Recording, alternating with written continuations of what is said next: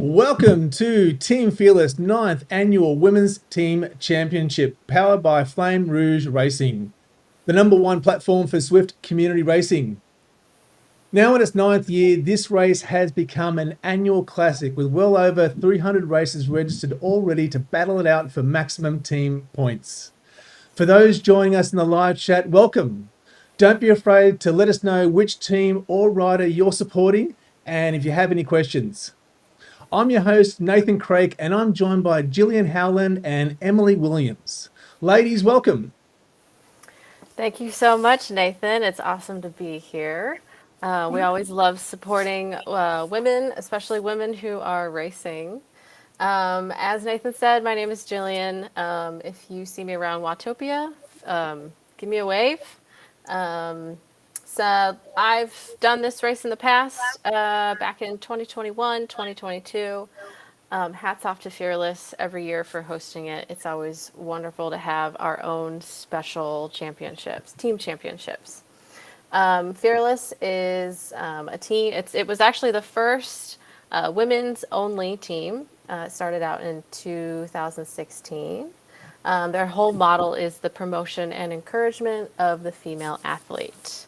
Many teams have followed suit. You'll see there are numerous teams that will be joining us. So if you find yourself eager for a spot in the community, don't hesitate to reach out. There's definitely one here for you. My co-host here is Emily. Emily, why don't you go ahead and introduce yourself and a little bit about how you're connected to Zwift. Yeah, for sure. Yeah, thanks for having me today. I'm super excited to be here. I love supporting women's racing. It's super exciting to watch. I've seen some excellent things happening in the field this last bit, so really stoked to be here. My history with Zwift is I'm a Canadian, so I see the winter time, and I've spent my seasons in the winter on Zwift and exploring that a little bit and having a blast. So yeah, this is my first time commenting live on Zwift Racing, and I'm really excited to take part. So thanks for having me. No, this is going to be fantastic. All right, let's go and take a look at the course. Okay, so for this race, we're on Knights of the Roundabout in France. Now, for races in A and B and C pens, the distance will be a custom finish, 44 kilometers, and the finish line is just going to be after the Marina sprint. So look out for that. And for races in the D and E pens, the distance will be 36 kilometers with the finish just after the balloon sprint segment. So, but today though, we're going to be looking and following the races in Pen C. Now, there are a bunch of segments in this race for racers to score points on 11 sprints in total and 1 climb. Now, that's the Petite QOM at 2.7 kilometers in distance with a gradient of 3.9%. This is going to be a tough one. Now, I think, Jillian, as you're saying, this may be the longest race for some of these ladies this season. What do you think about that distance with so many sprint segments in the mix? It's definitely going to be a race of attrition and gruesome grit. So typically a lot of these women will race throughout the year, doing the ZRL seasons. There are also numerous of other women-specific races that are hosted throughout the year, but they don't typically tend to be this long. They tend to be a little bit, sub 30 kilometers because they're usually on, kind of quote a school night or a work night, and so it's really exciting to see us get like a big race. But with the number of segments here, like you said, there's 12 segments. It's going to be the whole thing is going to be fast because we're very quickly moving, to, through, and to the next segment. And so I think a race of attrition is going to be the theme that we see play out on course today. Absolutely.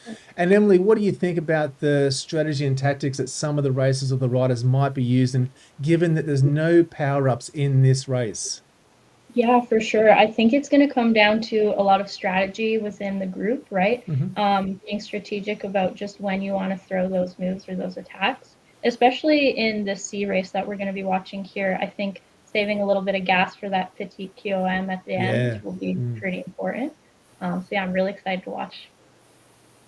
Yeah. One thing And to note with with no power ups, it kind of evens the playing field. Yeah. Because a lot of the races that a lot of the racers do, you know, male and female on the Zwifting platform, they always typically have the aspect of using power-ups. Yep. And so that can definitely be where a race is made or broken. Sometimes you use the power-up at the wrong time. Yeah. So I'm actually really excited to see the playing field leveled today. Yeah. Okay, but how do you think fatigue management's going to go with that petite QOM at the end of the race? That's gonna be really hard for those climbers because they don't get to not sprint. Just because you're not a sprinter doesn't mean that you can avoid sprinting. You're just sprinting to stay with the pack, and so I think it's going to be a lot of really relying on your teammates to protect you in the draft.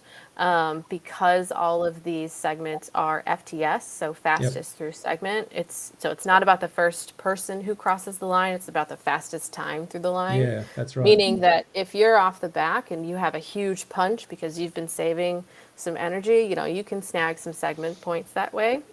But for that last petite QOM, you really, really have to be relying on your teammates to bring you to the base of that so that they can say, all right, we escorted you here. It's your time Hand to you shine. off. Yeah, absolutely. Yeah. Now, Absolutely.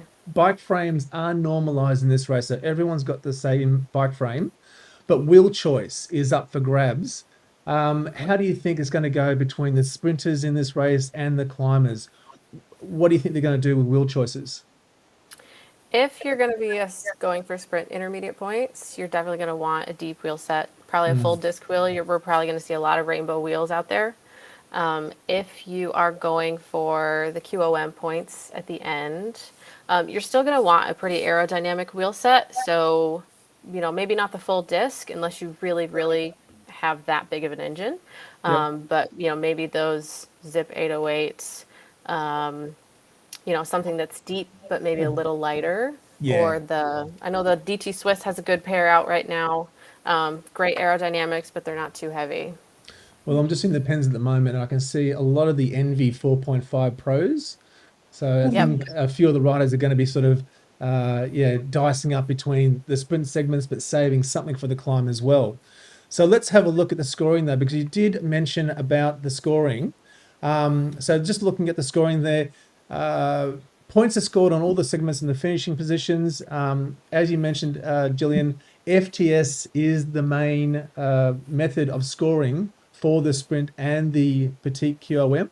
So fastest through segments, as you mentioned, the fastest time through the segment. I think, to see some of the riders start to position themselves towards the back as they come through the packs, as they approach those different sprint segments. Now, how to win? By pen, the team with the highest number of average points places first. But overall, the highest club average across all 5 pens will win the team championship. So that's how it's going to work. And of course, it's broken down into the 5 pens racing today. We're covering Comet race, the pen race 3. So that's who we're going to be following today.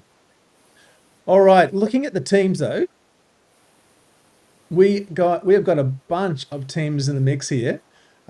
These aren't all the teams. These are just some of the teams. We couldn't fit them all on the page because there's just so many. It is going to be a really exciting race. We've got Coalition there, Galaxy, Synergy, Ionian, Revo, the Drafting Dinos, Evo as well. So it is going to be fantastic. Ladies, who are we looking for today? Who are we following? I think in the C pen, we're going to have almost every single team represented, with the exception, I think, Riot. They're probably only fielding a B and an A team. I have a soft spot for all the teams that I've ever guest ridden for. So Fearless, Coalition, Revolution, I've had the opportunity to ride for them. So they're kind of near and dear to my heart. But Emily, who kind of catches your eye? Yeah, I mean, I think, Synergy looks pretty cool. I see that they've got 28 riders out here too, so that's pretty exciting. That's a big field, so I'm excited to see what kind of strategy they can employ today. Yep, there's definitely going to be one to watch. Yep, Coalition as well there, and of course FRR as well. They've got whilst they've got big numbers in their team, they're from a lot of individual riders and clubs with very small numbers. So because it is worked out on an average, they've sort of bunched a few of those teams in there to give them a fighting chance. But this is going to be a fantastic race. All right, we've got 6 minutes to go before before they roll out of the pens there. We might just head over to the pens and see who we can see in the mix. Sweet. Okay. Nice. So we've got just looking through the list there. We might just have a look at the ladies in the lineup. Calling out a few names there: Paige, Sarah Horsey, Sweet Hamathy, Wanda M, Claire Sawyer, Anna Sicko, Jennifer Messak, Heather Thompson, Jen Baker, Rachel Bontrager, Holly Beale as well. That's a great name, Bontrager. That's a brand here in the U.S. Yeah, Yes, perfect. yep. Yeah. Same here. So with the sprint, we were talking about this before we started the stream. The Doan sprint reverse with only 2.5 kilometers before the ladies tackled that particular segment. How do you think they're going to go? What do you think they're going to be? What do you think they're going to be thinking about as they approach that particular sprint? So the flavor of all Zwift racing is it's hot out of the gate, and it stays hot for a long time. So these ladies, some of the biggest numbers that these racers will be putting out today will probably be coming out of the pen, because you want to get into that draft, into the peloton as soon as possible. And one thing I had mentioned earlier, we were out off stream, but in the category C, it's war from kilometer 1. Always has been. I think it always will be. The depth of talent is it's pretty deep, Yep. because there's a lot of moms who are coming, racing for the first time. Some athletes who are in their off season are racing in this category. You have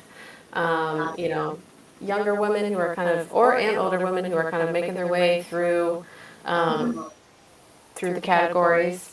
And so we see a huge spread of talent, and so it's just this mad dash from the start. It stays hot, and it is going to be really, really crucial that these athletes are all together, and those who are going for the FT. We're probably going to see some of the fastest numbers, even though this is one of the longer segments. Yep. We're going to see some of the fastest numbers through this first segment, because it is so close to that fast start. Because it doesn't, when things start to cool down, it's like maybe 10, 15 kilometers in, but because we have segment after segment after segment, the whole thing is going to stay just hot.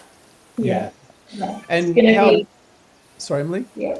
Oh yeah, I think I'm just expecting it to be punch for punch the whole race. You're gonna see a lot of exciting moves, and it's pretty much all out from the gate, so it's gonna be really sweet. But yeah. And how important do you think the warm-up is, given the fact that there is the biggest sprint segment, which is 750 meters, straight out of the gate? Do you think a few of the ladies there are prepared for that, or do you think this could be a point where some of them might actually blow up and get dropped by the pack? We'll definitely see some people blowing up. Yeah, people will definitely split the race down the middle. So that warm-up is going to be very, very crucial. A good warm-up, 30 minutes to an hour, kind of depends on what your fitness level is, and this is a big race. And so there's that fine balance of, do I want a super long warm-up because it's going to be a really, really long race? A long race, comparatively. Or, maybe you only have the fitness to, and this is something that a lot of the director sportifs or the DSs, so your team cars, those exist in Zwift. So you're going to have someone sitting on, headphones watching, their riders just like we are right now. And they're going to be calling the shot saying, all right, sprinter A and B, you guys are up. Then you guys shined or shown, head to the back. And, let's let the next crew kind of take over some points. Yeah. I think even just the coordination between the teams, like coming in prepared, coming in warmed up, hydrated, fueled well, is going to set not only you but your whole team up for success. Yeah. Yep. I think it'll be very exciting to see.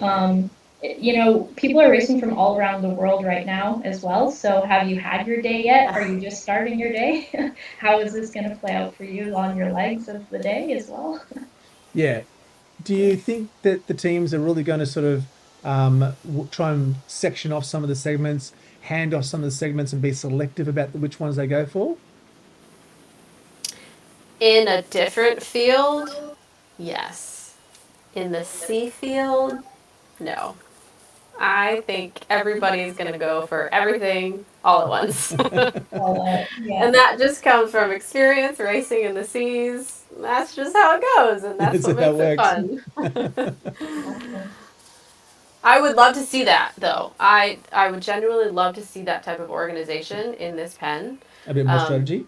Yeah. Typically, like toward the end of ZRL seasons, you'll start to see that teams are kind of, they've picked their GC, they've picked their sprinters, they've sort of picked their domestiques. Yeah. Everything that happens in the Tour de France, it happens in Zwift. It's just on a mini scale. And it's and we're off. And we're off. So you can see some of those orange numbers over on the right side of the page. Those are, basically what we call big numbers.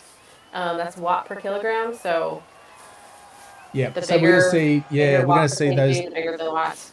Those orange numbers flash up as they approach that sprint segment, and that's something to watch for. Now, as we mentioned earlier, the thing to sort of be mindful of is because there are no power-ups in this particular race, what a lot of the sprinters are going to be doing is drifting towards the back of the pack as they approach that sprint segment so that they can use the draft, the benefit of the group, to try and help get them as much speed as they can coming through that sprint segment. And so that's what we're going to see as we come up towards the Doan sprint reverse.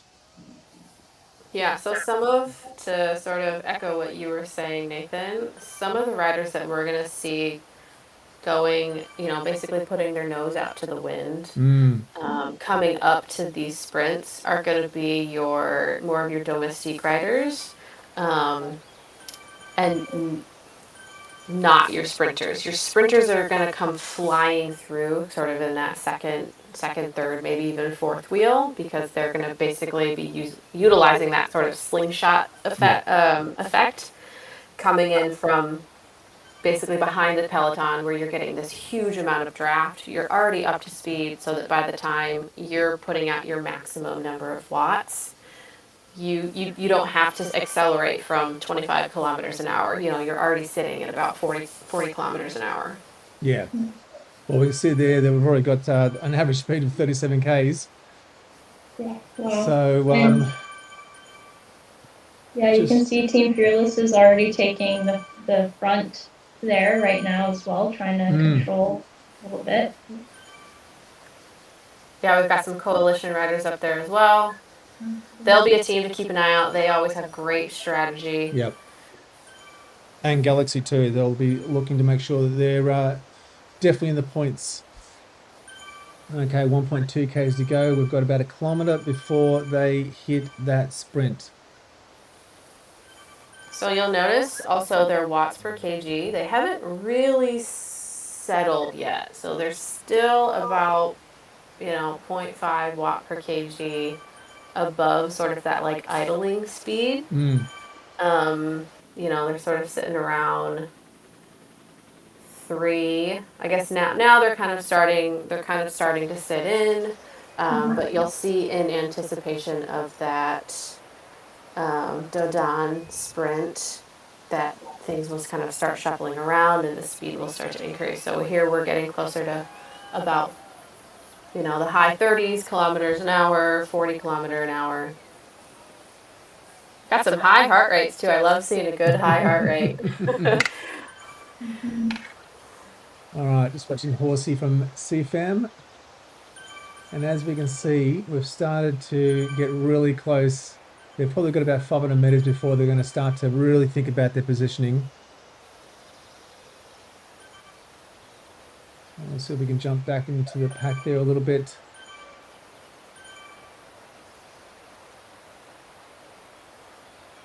So this sprint, as they approach it, you'll see there's going to be that little, I don't know, like it's like a little obelisk on the right side of the road. And for a sprinter, so if you're going for these FTS points, you need to have finished accelerating by the time you are crossing that start line. And then the goal is to keep that speed, or if you have any more to give, through the duration of that sprint. But this is a really, really long sprint. It's almost 750 meters. Yeah, it's really going to tax. Meters. Here they go. They've just crossed the sprint segment. I'm going to start to see some of those orange numbers appear on the right-hand side. Marion there, Morgan, Jane, all starting to light the numbers up. Just watching Morgan Pincock there. Yeah, wow. Yeah, you see Andrea and Snyder. Awesome. So it's still going. Way long, yeah. This is a very, very long. It's you can hardly even call this a sprint. It's like a tiny time trial.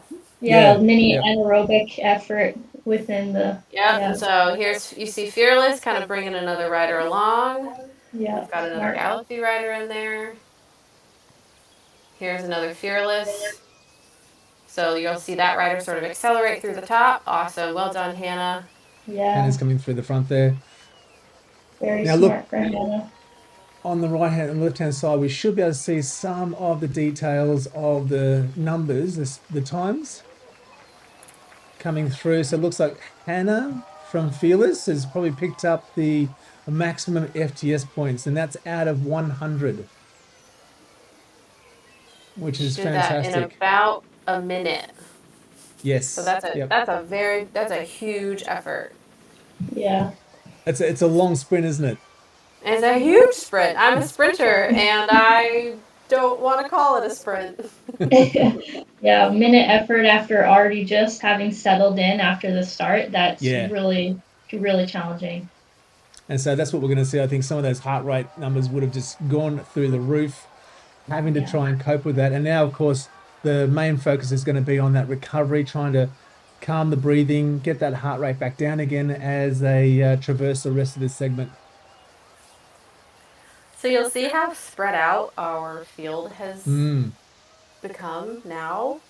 So on our little mini map up in the right, kind of the right-hand corner of the racing screen, you see basically our peloton has a tail. Yep. And so this is the group that's probably, they might not be moving the fastest the entire time throughout the race, because they're once you're in the front group, you're like, okay, I kind of feel like I have home field advantage. But then those chase groups, a lot of times you'll see a lot of coordination between teams and collaboration even. And that will purely be to get up to that peloton so that you're kind of in the running again. Because if your superstar rider, the one who's going to cross the finish line first, is in that chase group, you really, really want to dig in, and you want to get them up to this peloton so that they're still in the running. Yep. Now you're right though. I was just looking at those groups, and so it seems like they've rejoined. So that there was a bit of a gap there between those leading sprinters and the rest of the group, and that could have been an opportunity for some of those sprinters to try and push on and force that gap, but it looks like they've allowed them to get back on again. So they have regrouped. Perfect. Now looking at the next sprint segment, which is only 1.2 kilometers away, the balloon. So the balloon sprint is named for the balloons that you see when you're doing the sprint.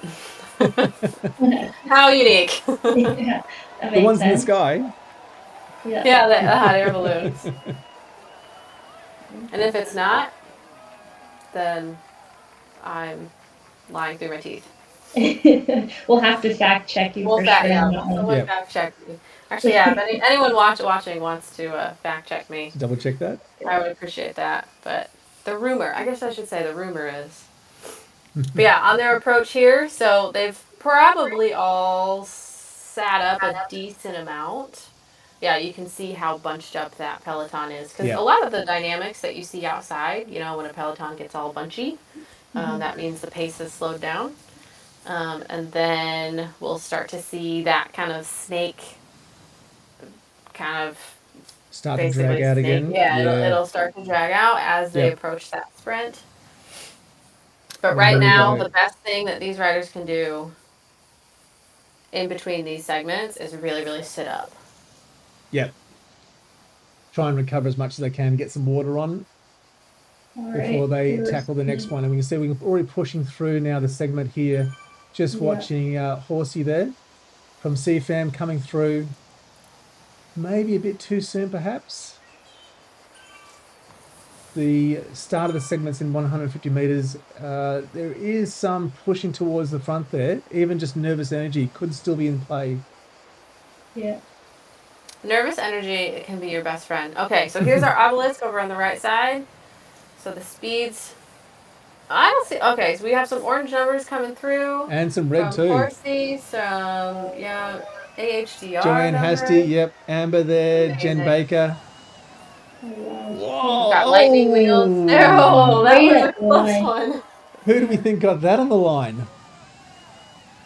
So Horsey was definitely on towards the front there, Yeah. but I think maybe It looks like Galaxy. yeah. No, Synergy. Synergy Synergy came out took that one. 13.6 Yeah. seconds. Wow, fabulous. That was a very well executed sprint. That was beautiful. Yeah, so now all the group's going to come back together again, and sitting up is going to be their best, bring those heart rates back down. And the whole kind of the trickiest part about Zwift racing is you have to learn how to recover at a very high, like, oscillating speed. Yeah. Like, even if you're riding around outside or even, just around Watopia, you can do a big effort, but then it's human nature to really want to sit back and say, oh, okay, we're done. Yep. But this field, specifically the C's, they don't let you do that because they're already anticipating that next segment. They're already saying, all right, who can we snap off the back by keeping that pace high? Because if you can't recover at that high pace, you're not going to be able to, sort of sit in with the peloton as easily. And that's right. It's a lot of that, isn't it? It's being able to recover under load, under stress, especially coming through that sprint segment and having your heart rate already high, being able to get that back down again and prepare yourself, because next up at 2.8 kilometers away, we've got the Aqueduct Comb. Now, that's a flat, draggy section, but it is more demanding than a lot of people think, isn't it? It is, I think, because you can retain your speed up it. So you can also draft the whole thing is draftable. And that has to do with the low grade of the segment itself. And so you can maintain those really, really high speeds. Yes, they're draftable, but that, it's not it's not a pure climb where, Not sort the of petite like, QOM. well, even the petite QOM it's a pretty draftable, it's like 4%, which is still pretty draftable. It isn't that bad, yep. Well, not that bad in comparison. That's not bad for those of us who are not climbers and we need the draft. Yep. So there's certainly, the energy has been quite high. I get that sense that there's the competitiveness between these ladies is really, really strong, and nobody is sort of allowing this to be sort of snaffled by one or two teams. Everyone's in the mix, and we can see the teams there still on the front: Synergy, Fearless, Galaxy, Coalition, all at the front there. We've even got AHDR there in the mix as well. That's my team. Nice. Yeah, awesome. Yeah, I think it'll be really interesting to see how this next one plays out with it being a little bit near the top of this climb slightly. And then just seeing how if you didn't plan the first sprint distance quite properly, I think you'll start to feel it in the legs just a bit after this one. Yeah, yep. Do we think we're going to see some splitting of the group now as we get through that aqueduct comp? I hope so.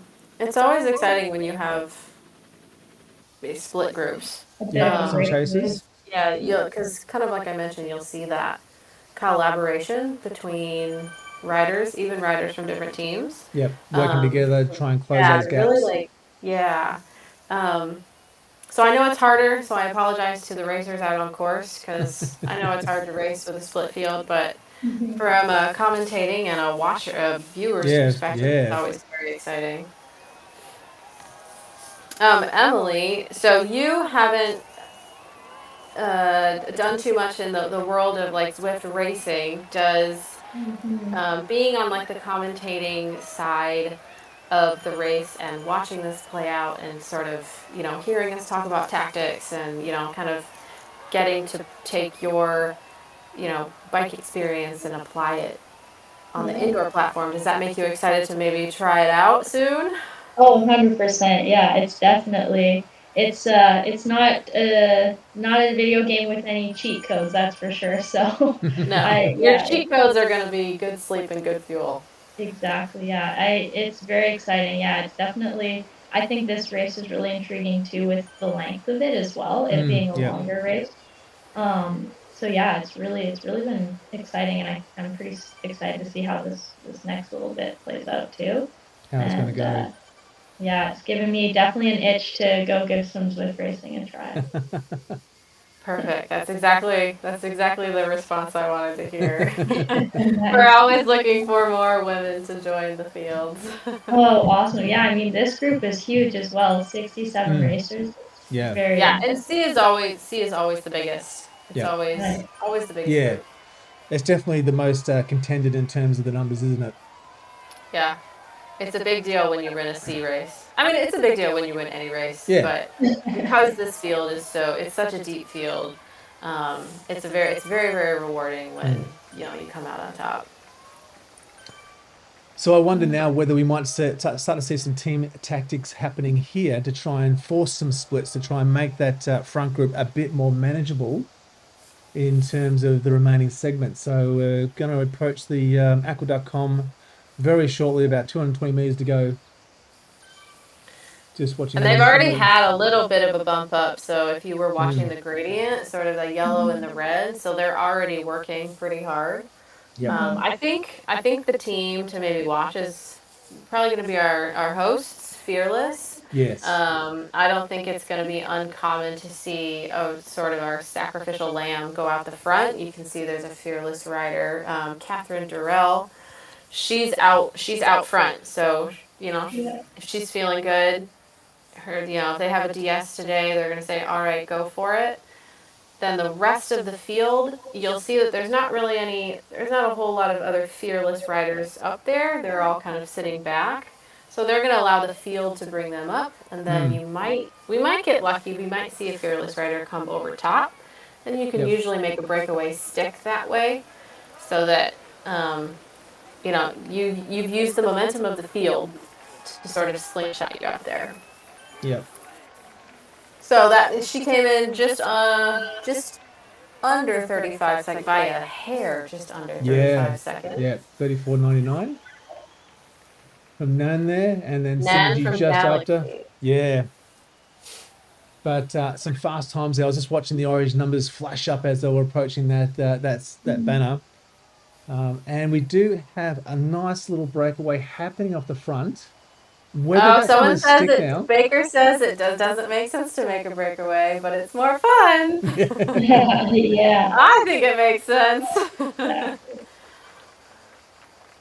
Now, I think it would be different if foul points were on the table as well. I think we'd see more of an effort to try and force those breakaways to occur. But Yeah. with FTS being the only scoring model in this particular race, you're right. It could make a lot more sense for the group just to come back together, use the numbers in the group to try and recover as much as they can before they have to tackle the next segment, which is not that far away with the Parve sprint, only 600 meters after the Aqueduct Com.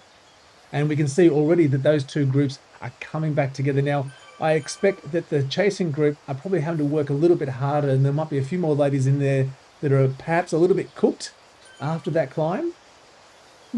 So negotiating the sprint segment now is going to be a trick. Yeah, my guess is we're probably going to see Catherine Durrell probably drop back in the group because she did a big effort up Yeah. the QOM. I don't know what her racing profile is like. I might be able to pull it up. But if she has, it seems like she has a little bit more of an engine for those longer efforts. So she might be actually someone to watch on the petite QOM, whereas some of her teammates might come over, having been brought up with the peloton. We might see her, some of her teammates come out on top. We've got, Trina is coming out. Just watching Cohen there coming through the pack now. Got a couple of coalition riders. And they're still pushing the front, even just having topped out the Aqueduct Com and now, fourth through that Parve sprint? Yeah, looks like That's it. a We've got big effort. Hannah from Fearless coming out on top. Well done. Just shy of 26 seconds. Well done, racers. All right, so now they have a bit of a break, no? Yeah. So they've got just over 5 kilometers before the sprint coming up. And so I think this is going to be the section where a lot of the riders are going to try and settle in, maybe slink in behind the other riders that haven't maybe been attacking the sprints as much. And this could be where some of the teams are going to work together to try and, make that happen, try and give some of their sprinters a rest and allow some of the other riders to take that front and maybe settle the pace down to something a bit more manageable. Yeah, for sure. Yeah, and if you're a climber, you're probably going to be getting ready for your big effort toward the end. So letting bringing your heart rate down, letting your legs kind of cool down for a little bit. They're not quite halfway through, but based on how many more sprints they have and how fast the pace is going to sort of creep up on them, I wouldn't be surprised if, they've got basically 20-25 minutes to get fuel in them. Yeah. For that last big effort. Yeah. I know if I were directing these races with any of the teams, I would say, get your nose out of the wind, get in the draft. Try and get off the front, try and recover as much as you can, get some gels or some carbs into you, and then some water, and then try and bring that heart rate down in preparation for the remaining 1, 2, 3, 4, 5, 6, 7 segments that are still on the course. It is certainly a big race. There's no question about that. Yeah, I don't know if I've ever done a race that has this many segments in them.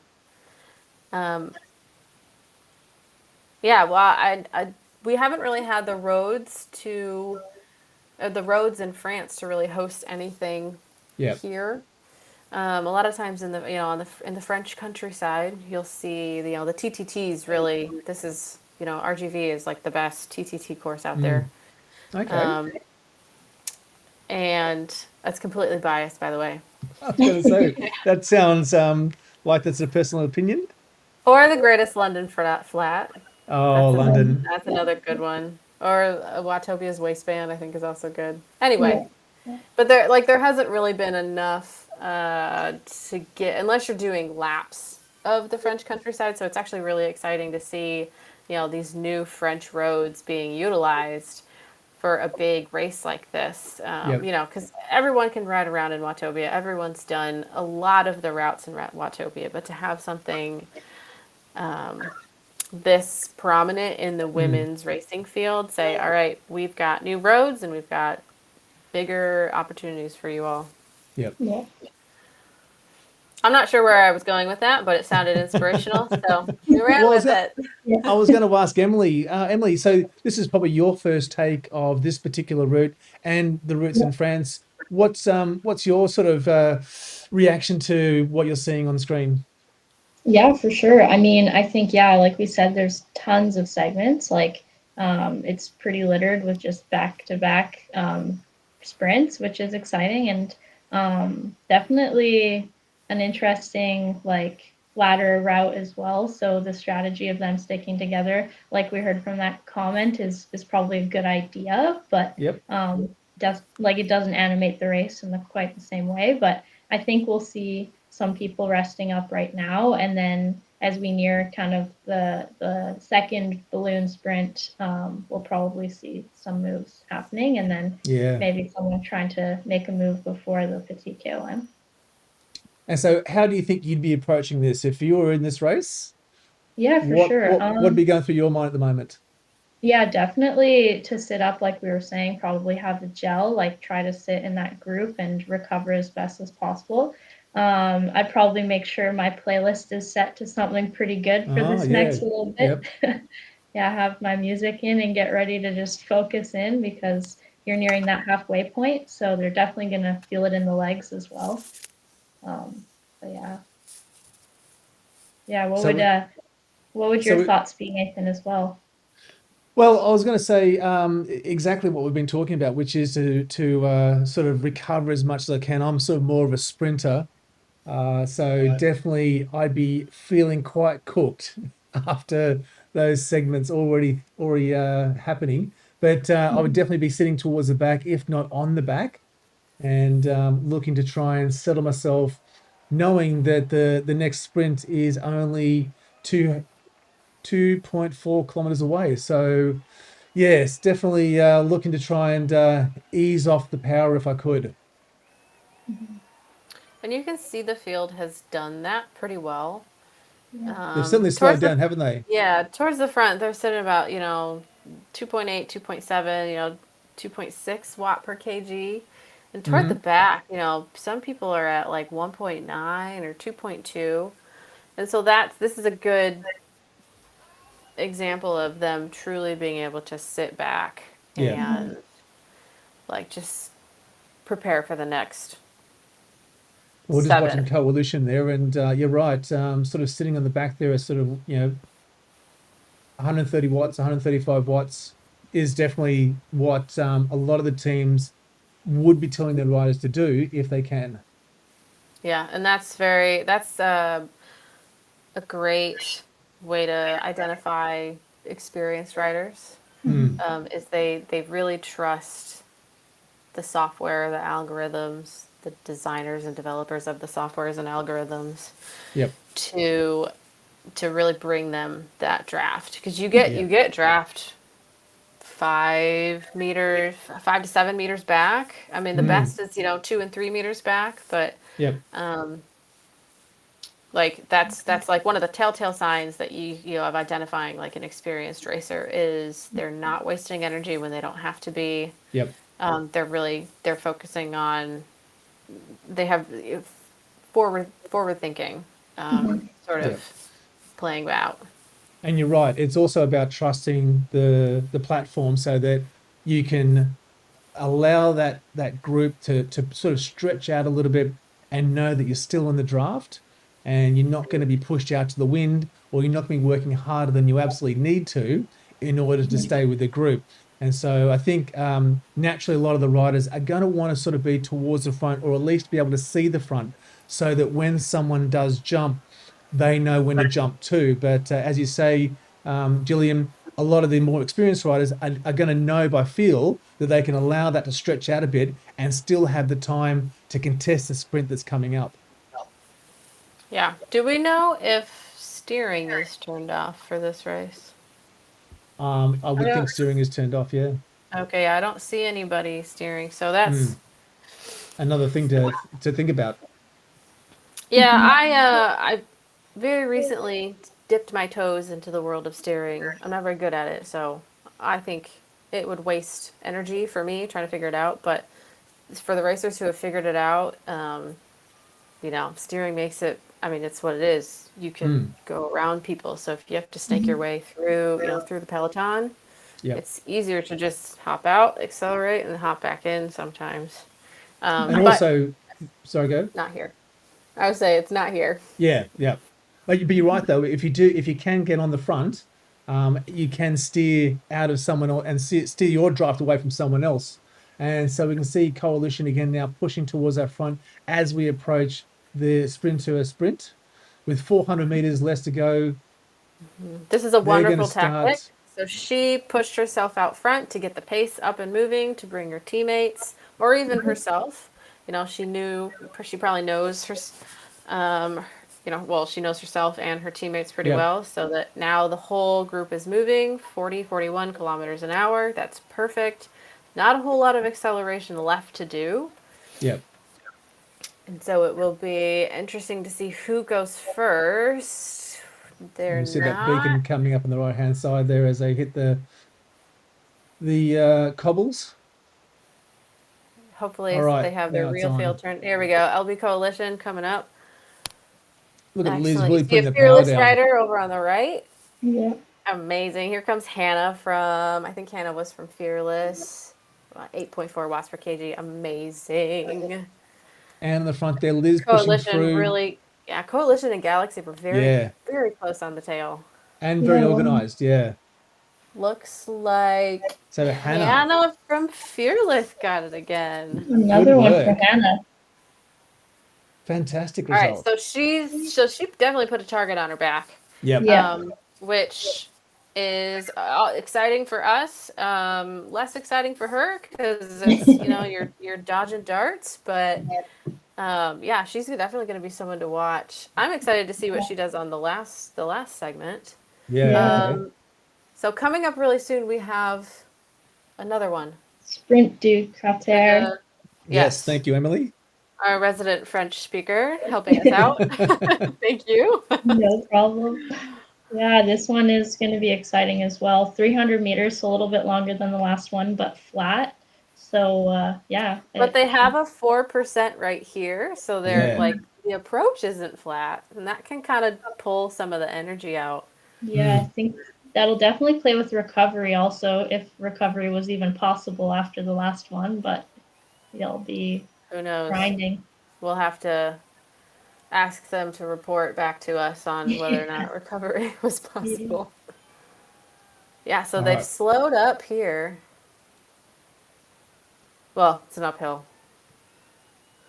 But I think you're right too. I think, again, a lot of the sprinters are going to want to slide towards the back of the group and then use the front in that draft to help pull them through as they attack this next sprint, which, as we mentioned, is very, very quickly after the last one. And I'm sure there is a lot of riders there that are absolutely feeling cooked right at the moment. Yeah, here's our beacon.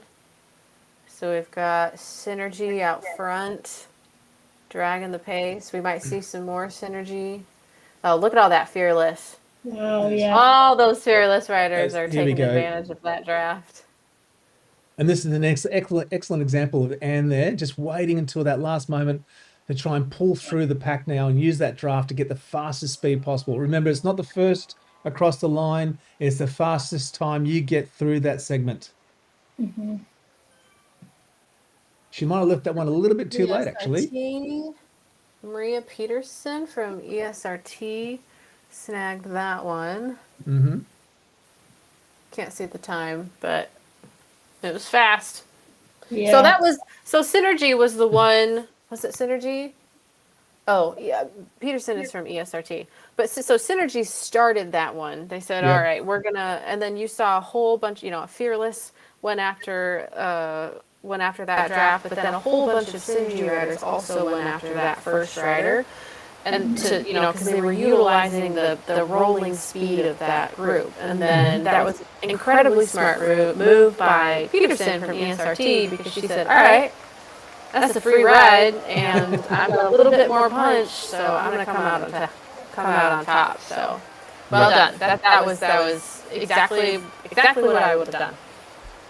And so just looking at some of the wheelbarrow numbers there, yeah, there's still, I would have thought that we'd probably see some lower numbers than what we've kind of got on screen, but a lot of the ladies sort of around that 10 mark.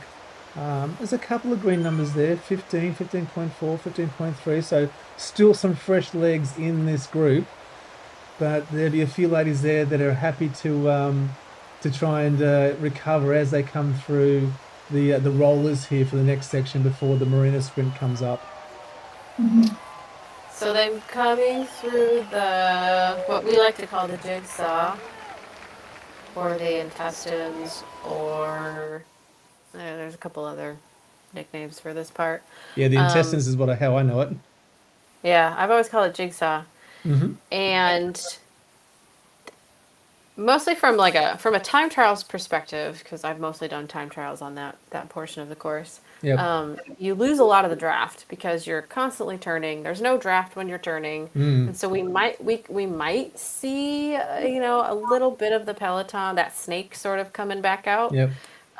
Because you could try and break away in this section. I don't know how advantageous that would be since we're still not even halfway through the course. Yep. But if there might be a bold team willing to say, all right, let's try it out. If it doesn't work, the peloton's just going to come back at you, and you have a peloton to rest in. Yeah, you're right though. That the group is starting to stretch out a little bit, but maybe that's because a few of the more experienced riders on the back are trusting that they can stay there, get some recovery as they come through this section. Now, the other problem with this section is that even though it is relatively minor in terms of the other segments on course, it does pitch up and down, making that recovery just a little bit more difficult, especially when we're going to see some of those gradient numbers kick up to 3 and 4% as they come through. Especially when you're losing the draft, because then it's all, it's like raw energy. There's for sure. You don't get much help. It's also very dizzying. I don't know if any of you find it to be dizzying when going through this portion, but it is a little bit of moving around, isn't there? Where sort of the camera angle kind of flicks around a bit. Yeah, and the screen's constantly rotating, and so I always find that I just sort of put my head down, and I rely on people telling me, all right, we're halfway through. Yeah, okay. There's a gap, bridge here, and because I just find the visual effect to be a little overwhelming.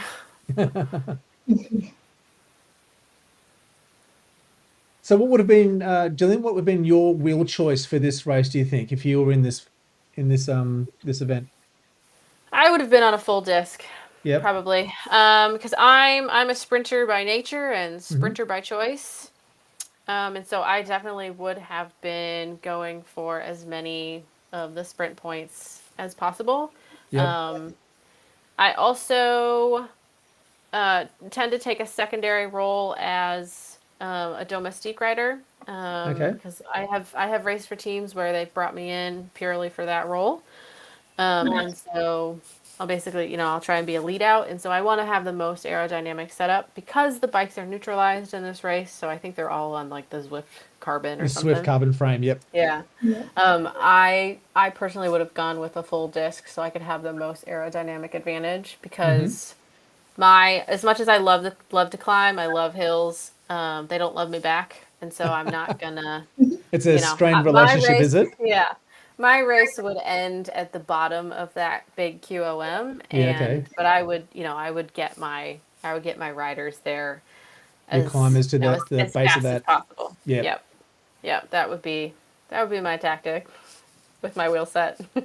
Well, that's what I was going to say because a lot of your work would have been done as a sprinter before that petite QOM comes into play. So your focus would have been on trying to get as many points, maximum points as you can through those segments. And then sort of, as you say, maybe not be as focused on the climb, but try and get over in a reasonable time. But as long as your climbers are there to sort of finish the job off, that'd be a strategy a lot of the teams would be employing, do you think? I think a lot of teams, if they give their teammates or their team members jobs, Mm-hmm. that was always something when I managed teams. That was always something I really, really tried to get our riders to embrace. Find out what you're good at, find out what you like to do, and let's practice doing that in a race, in a scrimmage. Mm-hmm. Let's build that talent of yours so that you can come in a race and you're not discouraged when you're not able, when you're not finishing top 10, or when, Yep. your race does have to end at the start of a QOM because your job is already done. So it Yeah. really Yeah. helps. I think it really brings in that sort of community aspect that women so often look for Yeah. in sport, Mhm. because someone is, and women tend to have a little bit more of an us versus us type of approach instead of like a me versus that other person approach. Mm-hmm. We're a little bit more community oriented, and that's sort of the spirit of Fearless. Zwift, yep, of Fearless, and just Zwift racing in general. Yeah. Yeah. So giving riders individual tasks and jobs in these races can really help benefit their Yeah. sense of accomplishment. And Yep. so I think if a team is willing to invest in their riders like that, and most of these teams are, then we're going to see some of those tactics, pay out. Yeah. All right, we're approaching the Marina Sprint now with less than 200 meters to go. Let's see how the ladies approach this one. We certainly have Galaxy and Coalition on the front, and a lot of the Fearless riders too, all in the front mix there as they cross the beacon there on the right-hand side. Got somewhat, so Synergy's bringing up the pace. Joanne Hasty. We saw that last time. I don't know if it was her necessarily, but a Synergy rider went off the front. Mhm. And another big one there from Anne from Oh, nice. Galaxy. Yeah. Yeah. Yeah, certainly dominating some of these sprint segments. But Liz there from Coalition just behind McQueen as well. O'Rourke, Jen Baker in the mix. So certainly some different names coming up, but some of the same names too. Yeah, indeed. Yeah, Anne has she came out on top on one of the. Yeah, I think she was on the segment number 3. Yeah. Yeah. Pave sprint or the aqueduct? The Pave, I think. Oh, the yeah. Aqueduct. Oh, aqueduct, okay. Yeah. So again, some Yeah, great, so great is results she a there. climber or is she a sprinter? Because it looks like she's both. Yeah. All rounder. That's awesome. It'll be really exciting to see what Anne and Hannah. Mm-hmm. So Anne from Galaxy. Galaxy. Yeah. Yep. Anne from Galaxy, and then Hannah from Fearless, I believe. Yeah. I'm kind of looking forward to what they do at the bottom of our QOM. That's Yeah. coming. Definitely. How they tackle that. And we had Amanda in the chat cheering on Adam Racing Team. So thanks, Amanda. Thanks for the comment. Nice. I think this portion of the stretch is kind of your last bit to recover right now as well. Your last little moment for maybe a gel before it's kind of littered with a few more sprints and then into that last big petite QOM. So yeah, it'll be interesting to see if they slow down the pace again right now. Well, I think you might be right. Yeah, they're you can sort of see that start to average down. They're seeing at the moment 34 Ks. Yeah, yep, exactly. Yeah, because they're gonna head out of the little village, and they're gonna head out over to the island where you can see like the lighthouse, and then they'll come back, and instead of heading toward the aqueduct like more of us are used to, they're gonna cut back and they're gonna do the sprinter. Those two back to back again, sprinter and sprint du Cater. Cater. Again. Yeah. Cafe. Nice. Yeah. Those last two, the sprinter sprint coming up was bigger in terms of gradient as well. So most of the climbing is over for now until we hit the last pitch. Yep.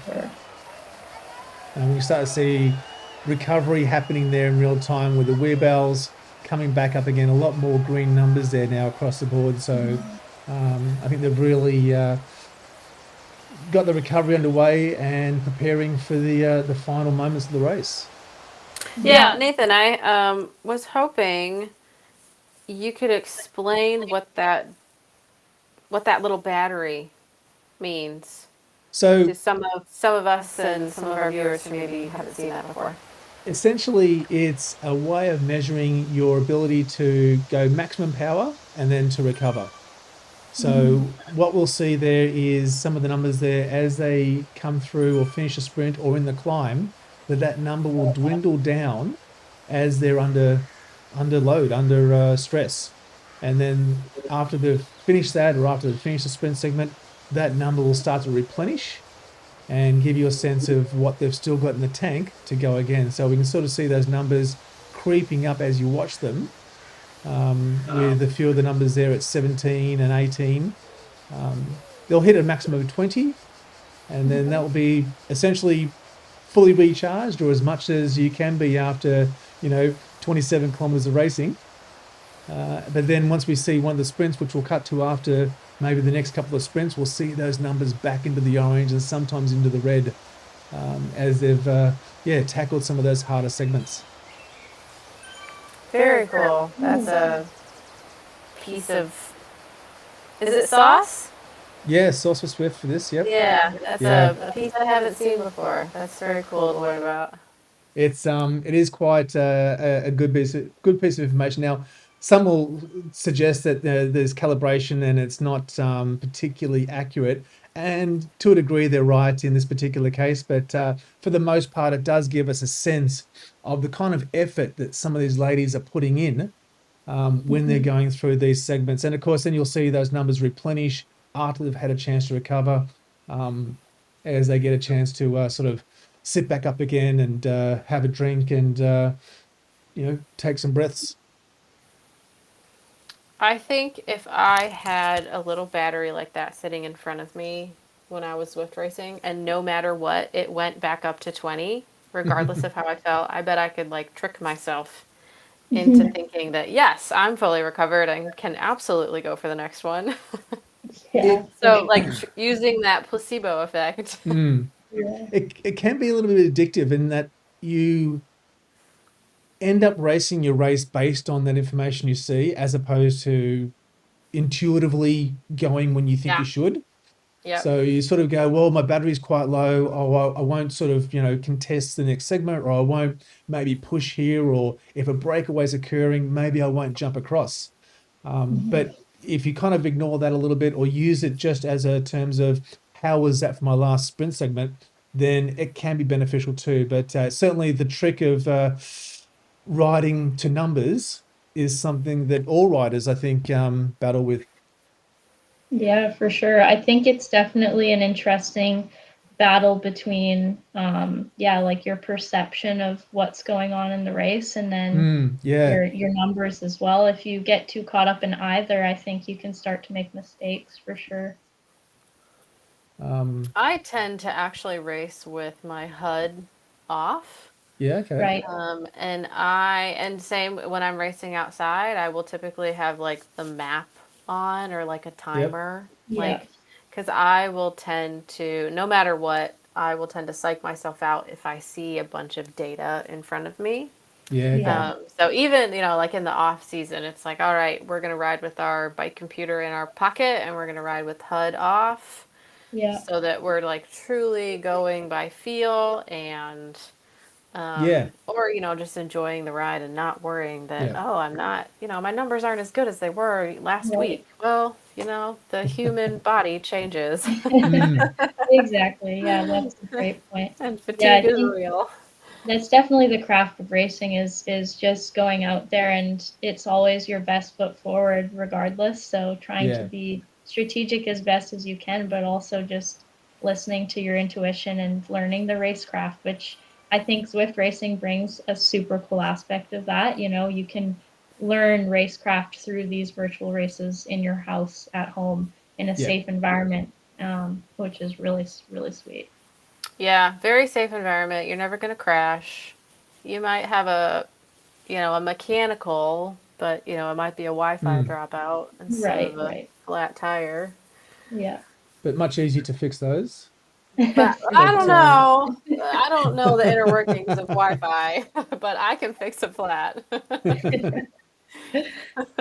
just Yeah, watching that's the back of the pack there, we can see a couple of the coalition just sitting on the back there, just using that draft as much as they can, getting the most out of it. That's a very common thing to see with this coalition team. I am very familiar with how coalition works, and they're all very strong riders. Yeah. They're all very nice. I've yet to meet like Everyone's friends a after the race, aren't they? Yeah, everyone yeah. and even like men and women's races, Yeah. which is kind of the spirit of racing. Like, yeah, you're high on adrenaline, and yeah, you might be yelling at each other in the race. This is more for outdoor, but you're all friends afterwards because everyone's in it to have a good time. Like, Mhm. and that goes the same for Zwift Yeah, racing. the true Everyone's challenge in is it. pushing your own limit and figuring out how deep you can dig Yeah. and push Yeah. yourself. So, And that's something that Zwift racing will teach you. It'll teach you grit. It will teach you how to suffer, Mm. and like it will truly teach you what it means to know yourself inside and yeah. out. Find the pain cave for sure. Yes, Yeah, that's one thing you can do on Zwift is you can really just close your eyes and push as hard as physically possible. You don't have to worry so much about crashing like we mentioned before, so you Yeah. can absolutely dig deep, which makes the racing super exciting for sure. I've definitely fallen off my trainer before, though. Like, Yeah, I've Physically fallen definitely, off. I have physically fallen off my trainer from sprinting too hard. a big sprint. Yeah. Oh wow. Okay. Like, so we use a through axle now. Oh, smart, Okay. smart. Yep. All But right. We're yeah, coming up to being the able to sprint close your now. eyes, great. Yep. So this next one is The sprinters, sprinter. sprinter. So we're going to see the ladies start to again position themselves. A lot of the fearless on the front there. The fearless ladies are all pushing the front for the moment, but Synergy is just sitting in, and Coalition as well. ESRT and Art is there too. Mhm. Who is on the front for Fearless? Is that Hendrix Yeah, it or does is look like it that. okay? Pinnock? So so not is it Hannah? Hannah. So Yeah. I wonder where Hannah is in the mix of this. Oh, the numbers are starting to light up now. Oh, this is kind of Orange numbers. we see some of the lightning or the fire socks and some of the lightning wheels come up. See that? Oh, they're how fast they're moving because it's so stretched out. Yeah. See if Wow. there's any. I think we have a Revo rider coming up Yeah. who So that accelerated. might have been Anne again on the front with Hannah. No, Revo, Oh, you're that was right. Just Paige. in front Oh, of So wow. Hannah. yeah. So And then Paige, O'Rourke. I actually raced with. We race outside together. Yeah, okay. She's got a wonderful kick, and typically you'll see her start to shine towards the back of the race. Yep. Okay. So whether that's sort of fatigue, nerves driven, or maybe she's like their secondary sprinter. I don't know. But yeah, fabulous move, Paige. Yeah, well done. And we definitely are seeing Hannah still in there in that mix as well, near the Yep. front and going for those segment points as well, which is really exciting. She's got good legs today. Yeah. Yeah, she's definitely having a great race. All right. Okay, so then they have a little bit of an uphill here. I think it'll top out around 4%. Yeah, nice Maybe little not kick quite. just to soften the Yeah. legs up even further. Although it looks like someone's keeping it high Someone high in the front. The Yeah, dark jersey Forslund. up there. Yeah, Carolyn Mhm. Forslund. And Am as well from AHDR, Marianne Lisperance, and Yeah. Catherine Durrell all on the front there, just keeping everyone honest, I think. Not Mhm. allowing too much recovery for those in the back. That's a smart move. I don't know if she Mm. has a racer in there. So Ayo, yeah, Fearless there. Amber in the middle with Holly Everybody's. Beale. All We've right, got coming into the Coalition next in the sprint. mix. Now this is a nice. I do like this sprint. It's nice and straight. You can see the finish line straight ahead. There's no Oh, question look at about. these. We've got Coalition. We've got Galaxy coming along on the right hand or the left hand side. Oh, that's a big. I can't quite see who it is. I think it's a Galaxy rider. But we're just watching Almost Hannah there. come through for Wow. Fear there. Is she going to get in the line? Oh, Oh, just I by think she got half it. a bike. Oh, I don't Oh, know. wow. So, and, No. From wow. Synergy. Oh, Yeah, Synergy took it. well, Holy. is this from the previous one? That's the Crater, which is number 9 segment. Yeah. No, So but you're right, though. It could be yeah. It some of the could be times there the from the first previous sprint. numbers. I Yeah. think it was that Galaxy rider. I was watching her and she came from pretty far back. So yeah, so obviously we're not gonna get as high or as low in numbers, so as high Yep. of a speed as the first time around. But the that segment banner or the board, Yep. it doesn't update with the most recent time through. It updates for the event No, as a with whole. the fastest time as a whole. That's right. Yep. But just talking about wheelbarrow numbers there, we can see some of those numbers drop down by, well, almost half there. 9.5 there for Morgan, 11.9, 12.9. So we can definitely see that there's a lot of effort that the ladies are pushing into these segments, and now they're going to be looking to recover. But using that team strategy, though, I think there's a few riders there that do hang back on some of these selective sprints, and now they're going to sort of sit on the front and try and help some of their teammates recover. Yeah, talking about selective sprints, that's a good point to, because like our first, or a point to mention, our first sprint was what, almost 800 meters, so it was a 1 minute effort. Yep. Not really a sprint. So someone who has a great 1 minute effort, all right, that's yours. Someone who, so like me, I'm a long acceleration, and I can only, I have like a 300-meter sprint, and so some of those shorter ones are going to be more to someone's advantage who has a profile a little bit more like mine, where Right. they've got a good punch as long as they've got help with the acceleration. Yep. Yep. So they've So got balloon. Ballon, I think it's pronounced Ballon, isn't it? Ballon. I don't know, Emily. Yeah, I think Is that balloon. French for balloon? Yeah. Yeah, French for ball. Yeah, balloon. Yeah. Oh, ball. Ball in Yeah. the sky, as in a balloon. Yeah. Ballon is ball. So I'm yeah, going with balloon is it. ball. We're Yeah. So just going call it with Balloon. balloon sprint. And I know yeah. everybody in America calls it the balloon sprint. Yeah, same. We should Australians start aren't. calling it correctly and see Yeah, if we can Australians change aren't good people. for pronunciation, so we'll just go with Balloon. Balloon, perfect. And All right. that's coming up pretty cool, Yeah. pretty quickly. Oh yeah, Yeah. I can't tell how far away we are, but We're we're about close. 800 meters, 850 meters to go before we Okay. hit the next beacon. And so again, consistently we're sort of seeing Galaxy Coalition all sort of moving to the back. Interestingly though, yeah, Fearless all in the Got front there. Look Fearless at that. all on the front. Yeah. And they almost look like they're well, I guess they're on a little bit of a descent now. But Yeah. yeah. I don't really know the tactics behind that other than, controlling the front. If you don't really Perhaps. let Yep. not really letting people come by. Just Although here we see it's is Sakushi. yeah, Sakushi. No, she's kind of going off the. Well, Yeah. she's in the front. I wouldn't say she's going off the front. Amber and Rachel Bontraga there, Emily McQueen, Holly Beale there, Catherine Durrell, all sort of, still on that front. But as you say, I think probably, controlling that speed a little bit in preparation for their sprinters to come through the pack. And with Morgan Pinnock there, probably lurking towards the back, she might be their selected rider for this particular segment. All right, Yeah. coming through the We'll keep beacon. an eye on Pinnock.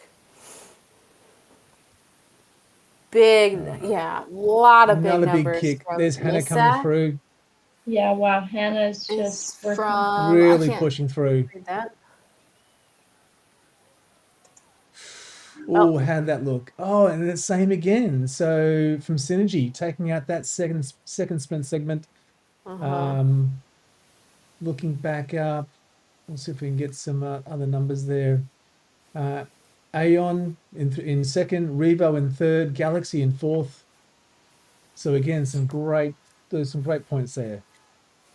Is Aeonian the yellow? They've got to be Yeah. that yellow one. Okay. All Yeah. right. Yeah, and once again, we get the fastest from the whole event, not necessarily not each that segment. round.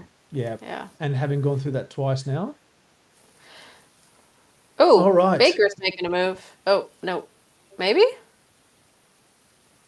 Yeah, maybe. No. She came flying up through the back, and it doesn't look like she's Could sitting have up. just accidentally pushed through to the front there a little bit, but it looks like she's backing off the pace there. All right, so this leaves us with the Petite QOM to come through now, and they're only 400 meters away from the start of this segment. This is where I think, Jillian, as you suggested at the start, where the group can start to disintegrate into smaller groups and solos. Yeah, I think we're going to see that pretty early on in this QOM. Yep. Because if you look at the timer or the elapsed time, they've already been racing for about an hour, pretty much. Yeah. Yep. Pair that with your 30 or 40-minute warm up. These women have been on the bike for an hour and a half. Like that's a long time to be on the bike, and especially if you're at a inconvenient racing time. Yeah. Well, looking through the flags there, we definitely have a lot of the US and Canada as well. Yep. We've got a couple of UK, which is pretty good, but it's it is getting late there at the moment. But certainly massive effort for a lot of these ladies to get that time, get on the bike. And as you say, they've had maybe half an hour warm up, they've got an hour of racing, and they'll have some cool down too. So it's a long time to be on the bike. It's almost a 2-hour day on the bike. Yeah. Of hard racing. Yeah. Don't forget, this is not a walk in a park. This No. is some of the hardest racing that these women will do all year. Because as you're saying, a lot of these ladies, even if they aren't contesting all the sprints, you've got to sprint, like even 90% FTP, just to stay in touch with the group as they go through. Yeah. Because if you lose that peloton, then you're chasing back on, and a lot of times the rolling speed of that group is going to far exceed the What you're rolling gonna speed do. that you as a single rider can do. Yep. So here, we're seeing that beautiful stretch of the peloton indicative of riders, like basically the talent breadth of the riders that I was talking about earlier, and fatigue.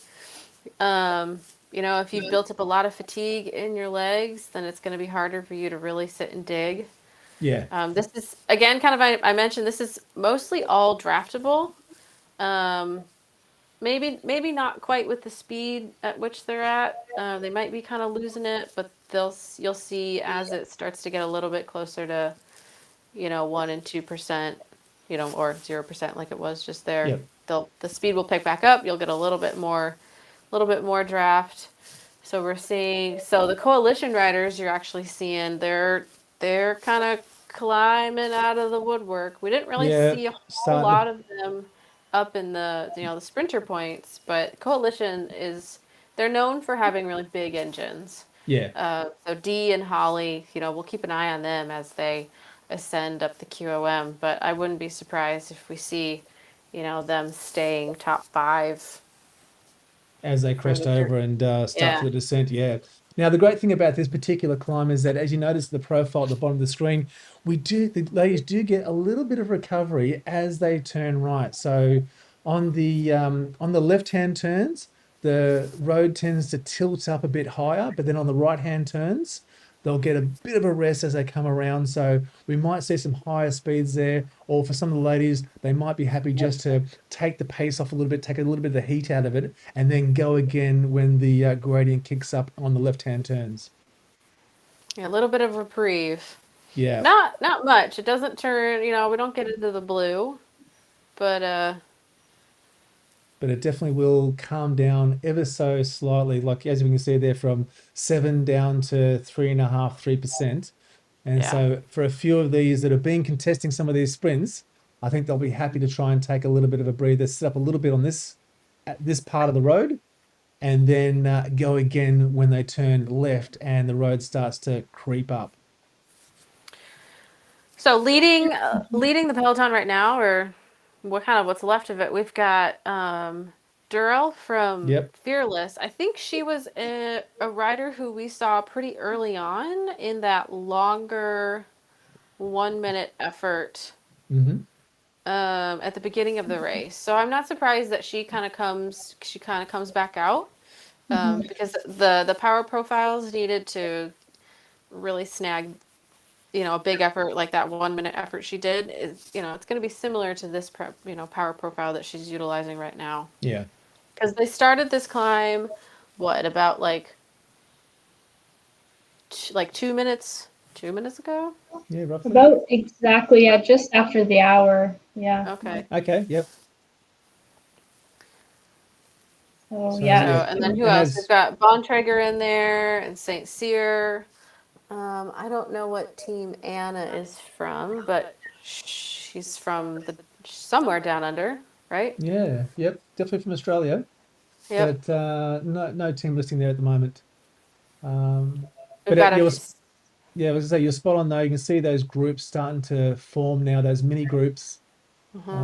Still not that far. Like the gap's maybe only 2 or 3 seconds between that group we see on the screen at the moment and the lead group there. But that's going to be a tough one, given that last kick up to the finish there is all orange with a touch of red.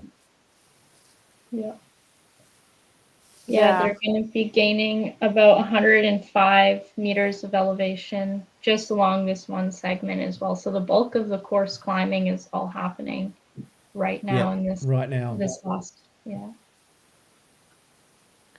How do we know the gap between Catherine and Anna?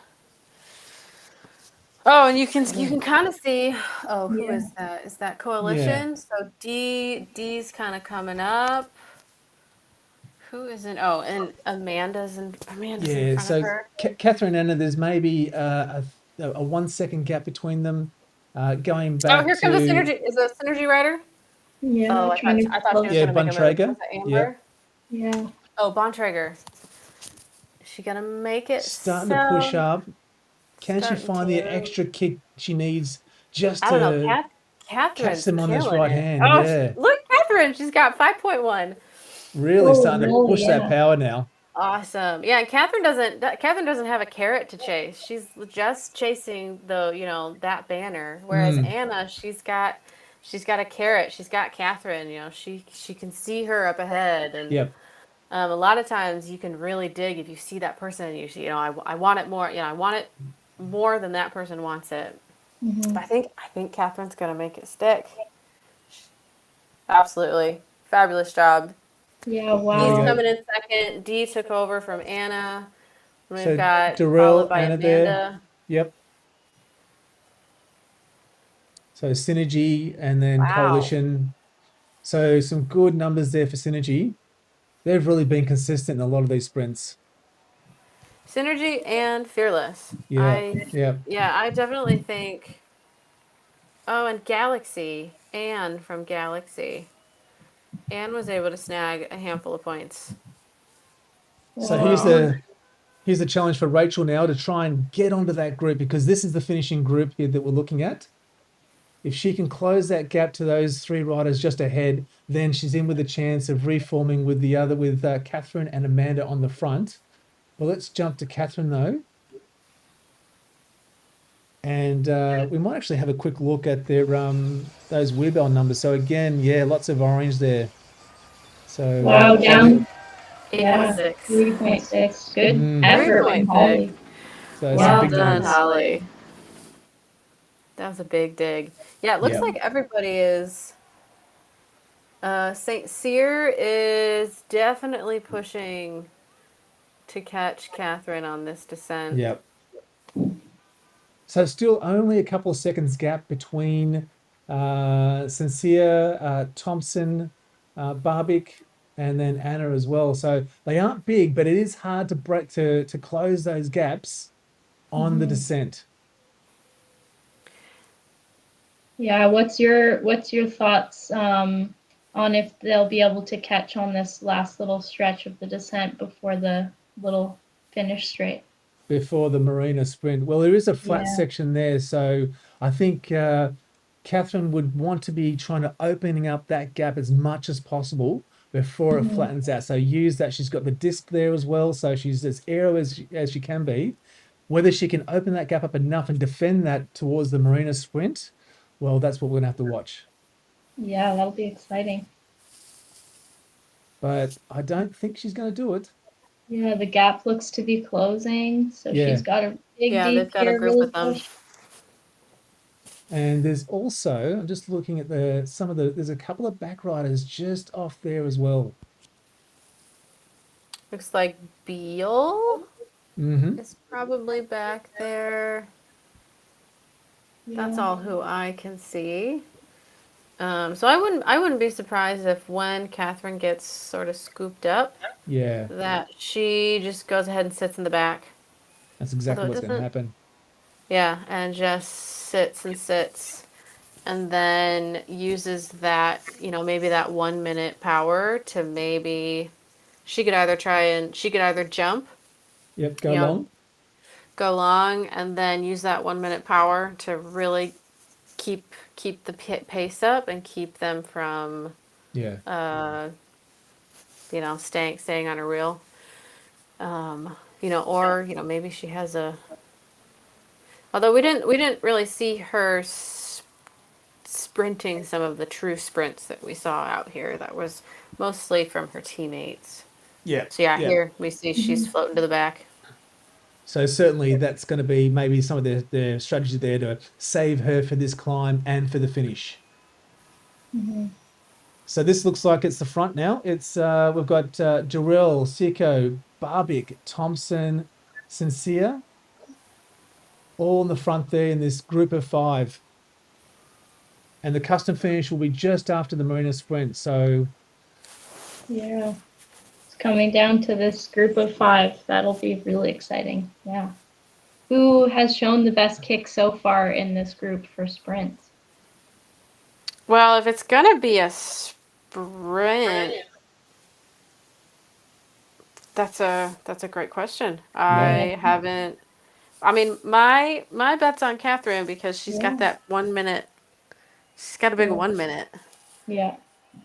But I think we saw St. Cyr earlier, or maybe it might have been Amber Cyr, but I thought I saw Cyr up there earlier. But you can also see this coalition rider is hanging back. Yeah.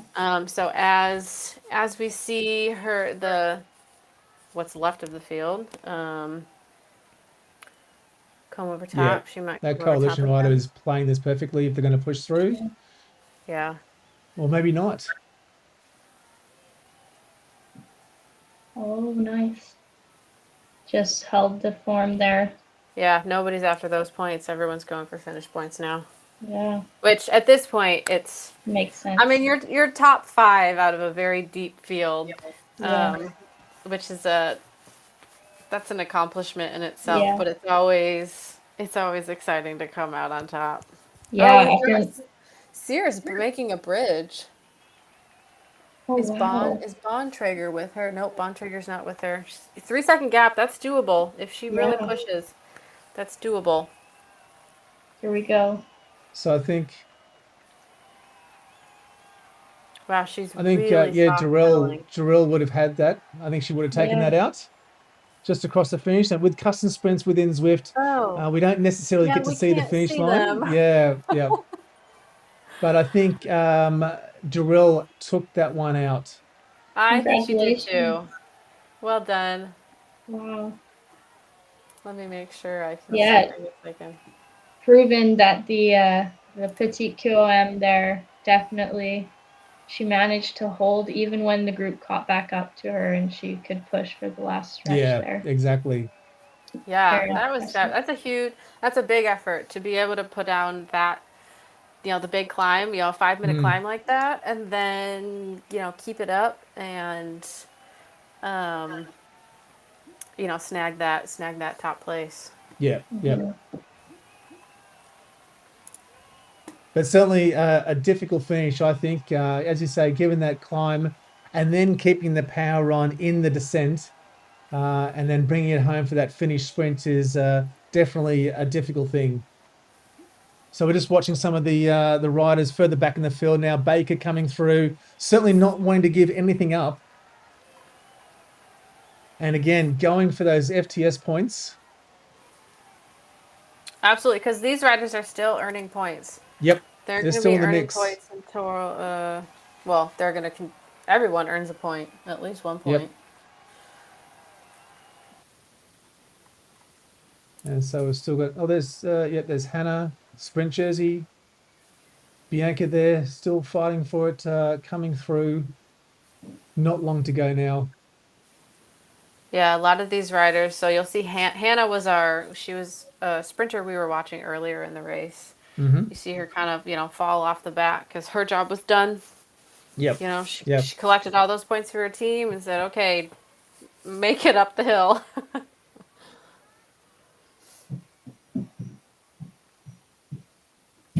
All right. Sawyer there as well. Warren from Galaxy. And as you pointed before, a lot of these will be sprinters who have done their work in those first 11 sprint segments and now just fighting for the best finish position they can coming into the end of this. Yeah, congratulations to our top three racers on the day. We have Catherine Durrell in first. Yep. Spent an hour and 12 minutes racing today. Wow. And Anna Seco coming in second. Okay, Also Australia. Yeah, thank you. yep. And then Allison Thompson coming in third. And then rounding out our podium, we're going down to five. We've got Amanda St. Cyr from Synergy Okay, and D. Barbic from Coalition. All fantastic. of those top five riders were all within 1 second of each other. Yeah, yeah. And the top four riders were all within 0.5 seconds of each other. Gosh, It was a close sprint. right on the money. So congratulations to all those riders out there. It's a huge deal to win any race, as I mentioned, but it's also a huge deal to win, the women's fearless Yeah. team championships. Yeah. So congratulations, everyone, Yeah. for the Strong completion of the racing. race, and definitely hope everyone comes back and they bring their friends with them. Emily, Yeah. maybe we'll see you in the field next year. Yeah, hopefully next year I'll be out there. Yeah, that was exciting. Definitely gave me the itch to go out there and do some racing on Zwift for sure. No, it's definitely it's a tough course and one that it's a difficult one to navigate given there's so many sprints there. And if you're not a sprinter and if you're more of a climber, having to fight to hang on to those front groups and be in the mix for the end is a very difficult thing. So yeah, congratulations to the ladies that have participated. For all lining up at the start. That's the biggest thing sometimes, isn't it? Just being there and committing to this. Mhm. Yeah, the community that Fearless has created is awesome, and the going into the annual race, the ninth year is really impressive too, and pretty cool to see. So Yeah. shout out to them as well for yeah. No, it is fantastic. And so we're watching Sarah there, or Sarah Horsey coming through, and we're watching her from CFAM in the early segments there, really on the pointy end as she was tackling those sprints. And then we've got a few others. So Hidajat, Brian, Matson, all winding this up. So who were the winners again there, Jillian? We have Catherine Durrell from Fearless coming on, taking the top step. Anna Seco from, well, her Zwift Power says tunebikeworks.com, but I'm not sure if that's her actual team. But from Tune Bikeworks. Allison Thompson from Aeonian. Rounding out our fourth and fifth, we've got Amanda St. Cyr from Synergy and Dee Barbic from Coalition. That is fantastic. So, all right. Thank you, everyone, for tuning in. We're always looking for opportunities to encourage women to get on their bikes, specifically. Also enjoy the spirit of competition through Zwift Racing. And we're always looking for more opportunities. At least I'm always looking for more opportunities. Emily, maybe you can now as well, to help commentate on these events. It really helps to bring just a female perspective into a very male-dominated sport, as much as we love it. And we love the men who provide us a lot of the platforms on which to commentate. Thank you, Nathan, for opening up your channel to host us and the Fearless Race. Thank you to Flamme Rouge Racing for opening up. And Emily, thank you for joining. I hope you had fun and thank you. Sort of learning the ropes as you go. Yeah, I think it's it was great to watch, great to cheer, and such a cool, fun event. So thank you so much for having me. And Nathan, thank you so much. No worries. So thanks, Jillian and Emily. So there we have it, the 9th annual Fearless Racing Women's Team Championships. So congratulations to the winners and everyone that participated. Racing of this quality wouldn't be the same without your support. Now, if you enjoyed this live stream, go ahead and click the thumbs up, hit the subscribe button so you don't miss out on future events. And if you are interested in finding out more about how Flamme Rouge Racing can support your community racing series or event, check out the website or join the Discord server. The links are down in the description below. All right, and Rich Vale would be more than happy to see how he can help and see what he can do to support your events. Additionally, if you want to learn more about Team Fearless, you can email them or join their Discord server. The links to both of those are in the description as well. So thanks very much, Jillian and Emily, and we'll see you soon. Thank you. Thank you.